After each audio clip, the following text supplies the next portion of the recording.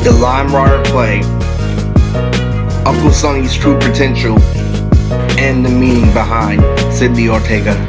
Now, before I start this video, Uncle Sonny used to always tell me to swallow the spit. You can't see me at Bro Domino's, I was the king of chess. He speaks on within a full-on hook in a fight in West Side Story. And he used to always pick me up from daycare with your precious stepper and Cindy. You see, Uncle Sonny was a very strong, sad and lonely man with deep thoughts, really deep thoughts about Luther Vandross in the book. All the way to the part where my cousin Noel looked up to him. And this man was such a good man. He used to always tell me to polish my boots, make sure there's a spit shine, literally specifically on dress shoes. And he got away from me making very feminine decisions. Like literally, hey Sonny, why don't I take this to the school funeral? He's like, go ahead, that's for girls. He used to be a huge Tyler Perry fanatic, but not as big of a fanatic as he was in books in general. Never talked to me about boxing, when he was alive, but he was very, interested, as a boxer, and it kind of pissed me off, because as a man, I love boxing. I love being technical, guessing what the opponent's about to do next, just like chess, which is what he was extremely good at. He's the reason why I made the Little Mermaid AMV on my channel. So the whole meaning of Limewire and playlist was, going all the way back to the special ed bus where I used to ride. And there was this one black guy, literally, that looked like he came from Transformers, that literally freaking told me, my friend, I think his name was Damon, I call him Damon for now, literally on the bus where I was with this guy named Sean, David and Dylan, a couple of sort of members around those parts.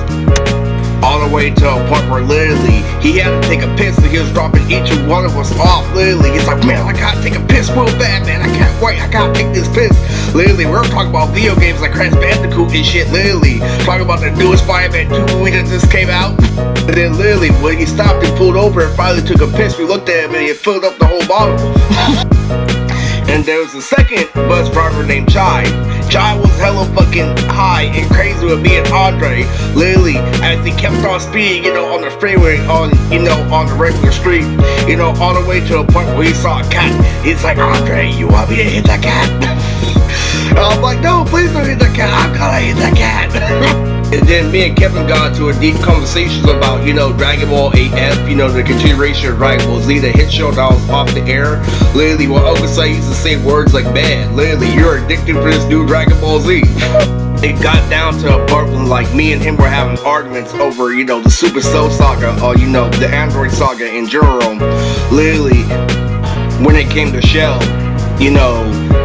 I was like, yo, Vegeta literally got his arm torn off. He's like, no, go back, watch the anime. He wasn't a scratch on him. I can tell because my dad used to work for the anime shit.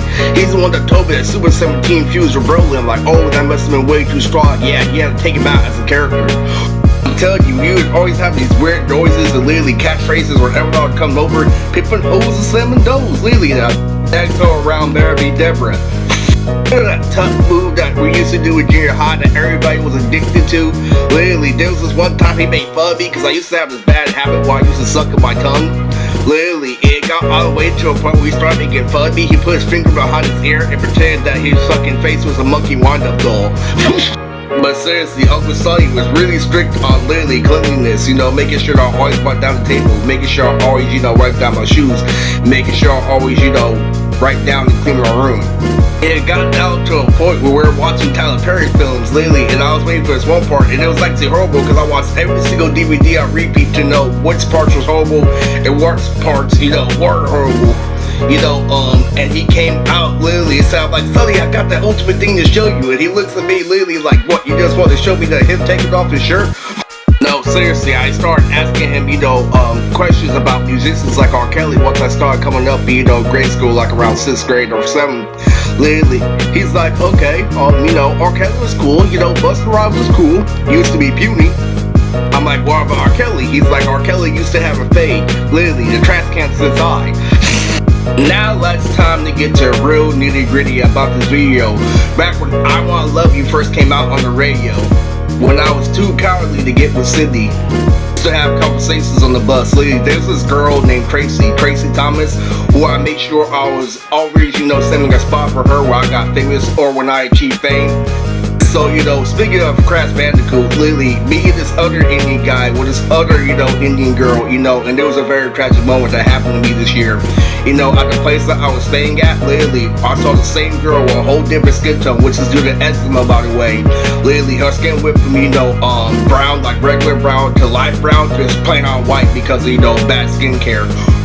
And she went one flew in the cuckoo's nest, literally saying that, oh, it's okay, literally, I understand, because literally, Sydney and Eris are around the same age as they are adults now. Of course they'd be dumb by getting it on with each other. She looked up in the fucking sky and she killed herself. But anyway, that girl, Ira, I think her name, had, our flirtatious record with this one guy in the bus, and that one guy we used to always talk about video games with. We used to talk about Naruto. He's like, hey, that one guy for assemblies, his arm stretches out like Piccolo.